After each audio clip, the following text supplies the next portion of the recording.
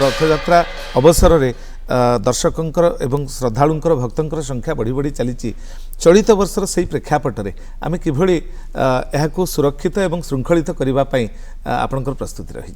ये जो रथयात्रा गोटे विराट पर्व विशेषकर जदि पुलिस व्यवस्था देखिए 13,500 रु ऊर्ध्व पुलिसकर्मी ए व्यवस्था मुतयन रे टिखिनिकी देखापी सीसीटीवी बंदोबस्त करा जाइछि। जदिओ अस्थायी भाव में बंदोबस्त ए वर्ष करा जाइछि।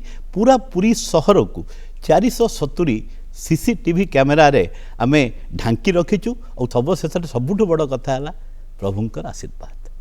से न चाहिए रथ इंचटे भी घुंचेनी बोली आमर अतीतर अभिज्ञता कही। तेणु सबुठु बड़ कथा है सेवा मनोवृत्ति और समर्पण भाव।